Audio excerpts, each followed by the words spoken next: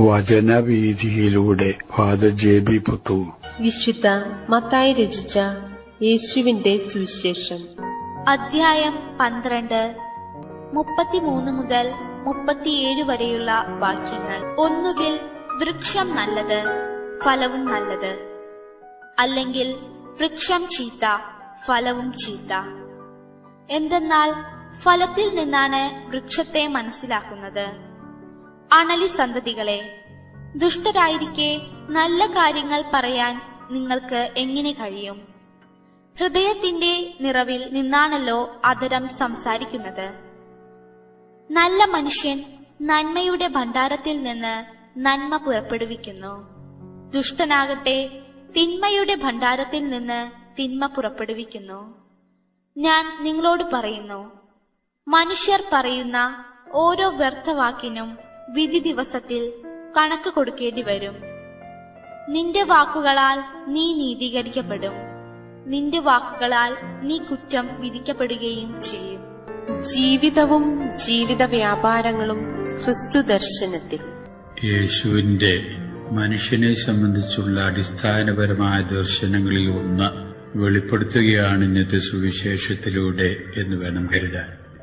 യേശു മനുഷ്യനെ സംബന്ധിച്ച് ജീവിതവും ജീവിതത്തിലെ വ്യാപാരങ്ങളും രണ്ടും വ്യത്യാസപ്പെട്ട സ്ഥിതിയിൽ നിരീക്ഷിക്കുന്നു.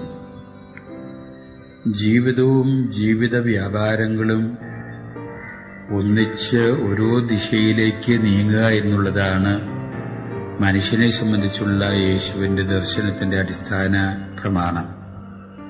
അതിന് വിഘാതമായ രീതിയിൽ മനുഷ്യൻ പറയുന്നതും മനുഷ്യന്റെ ജീവിതവും തമ്മിൽ ബന്ധപ്പെടാതെ കാണുമ്പോൾ യേശു നീരസപ്പെടുന്നതായിട്ട് കാണാം.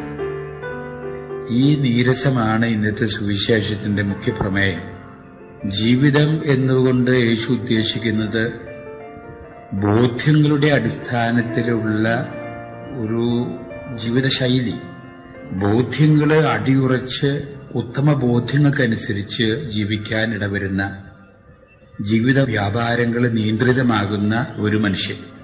ജീവിത വ്യാപാരങ്ങള് ഉത്തമ ബോധ്യത്തിന്റെ അടിസ്ഥാനത്തിലല്ലാതെ അവസരത്തിനൊത്ത് സാമൂഹ്യ, സാമ്പത്തിക, മാനുഷികമായ പരിഗണനകൾക്കനുസരിച്ച് ഏതോ നിക്ഷിപ്ത താൽപര്യത്തിന്റെയും ചില ലാക്കുകളുടെയും അടിസ്ഥാനത്തിൽ മനുഷ്യൻ വ്യാപരിക്കാൻ ഇടവരുന്നതാണ് ജീവിത വ്യാപാരങ്ങൾ. ഇത് രണ്ടും യോജിച്ചു പോകണം.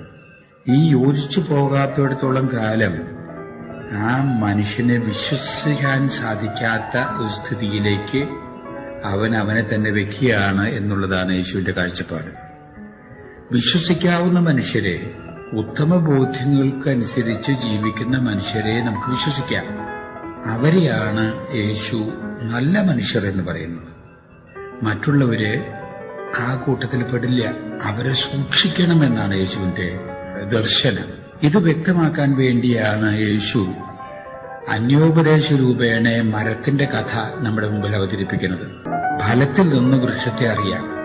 ഫലം എന്നുകൊണ്ട് ഉദ്ദേശിക്കുന്നത് മനുഷ്യന്റെ ജീവിതത്തിന്റെ മാനുഷിക വ്യാപാരങ്ങൾ. ഈ വ്യാപാരങ്ങളിൽ നിന്നാണ് മനുഷ്യരെ തിരിച്ചറിയേണ്ടത്.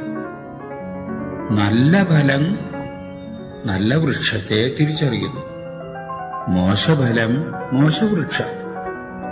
നല്ല വ്യാപാരങ്ങൾ മനുഷ്യനിൽ ഉണ്ടാകുന്നു എന്ന് വരികിൽ തീർച്ചയായിട്ടും ആ മനുഷ്യൻ ബോധ്യങ്ങൾക്കനുസരിച്ച് ജീവിക്കുന്ന മനുഷ്യനാകാം. പാറമേൽ വീട് വെച്ച മനുഷ്യൻ എന്ന് യേശു സുവിശേഷത്തിൽ പരാമർശിക്കുന്ന ആ മനുഷ്യനെ പറ്റിയാണ്. എന്നാൽ അവസരത്തിനനുസരിച്ച് ഓരോ നിക്ഷിപ്ത താൽപര്യങ്ങൾക്കനുസരിച്ച് വാക്കില് വ്യത്യാസപ്പെടുത്തി പറയുന്ന, ആ വാക്കിനനുസരിച്ച് ജീവിക്കാൻ ഉദ്ദേശിക്കാതെ പറയുന്ന ആ വ്യക്തികളെ ഉദ്ദേശിച്ചാണ് യേശു മണലിൽ വീട് പണിത മഠ്യന് തുല്യം എന്ന് പറയുന്നത്. അതുകൊണ്ട് നമ്മെ സംബന്ധിച്ചിടത്തോളം നാം യേശുവിന്റെ മുമ്പിൽ സ്വീകാര്യരാകണം എന്ന് വരികിൽ നമ്മുടേതായിട്ടുള്ള രീതിയിലുള്ള ബോധ്യങ്ങള്, ആ ബോധ്യങ്ങള് ഉത്തമ ബോധ്യങ്ങളായിട്ട് വളർത്തിക്കൊണ്ടുവന്ന് ആ ബോധ്യങ്ങൾക്കനുസരിച്ച് ജീവിക്കാൻ സാധിക്കുന്ന വ്യക്തികളായിട്ട് നമ്മൾ തീരണം. ആ ബോധ്യങ്ങളിൽ പെട്ടതാണ് മാനുഷികമായ മൂല്യങ്ങള്, ദൈവികമായ മൂല്യങ്ങള്, ഈ മൂല്യ വ്യവസ്ഥിതിക്ക് അനുസരിച്ചായിരിക്കണം നമ്മുടെ ബോധ്യങ്ങള് ഉൾത്തിരിഞ്ഞു വരേണ്ടത്. ആ വ്യക്തികളെ സമൂഹത്തിൽ വിശ്വസിക്കാം. ആ ബോധ്യങ്ങൾക്കനുസരിച്ച് പ്രവർത്തിക്കാത്ത വ്യക്തികളെ സൂക്ഷിക്കണം എന്ന മനുഷ്യനെ സംബന്ധിച്ചുള്ള അടിസ്ഥാനപരമായ ദർശനം യേശു ഇന്ന് നമ്മുടെ മുമ്പിൽ സുവിശേഷത്തിലൂടെ വ്യക്തമാക്കുന്നത് ശ്രദ്ധിച്ച് നമ്മുടെ ജീവിതത്തിൽ വന്നു പോകുന്ന പാകപ്പിഴവുകൾ മനസ്സിലാക്കി വേണ്ടവ തിരുത്താനുള്ള അവസരമായിട്ട് നാം ഇതിനെ നോക്കിക്കാണണം.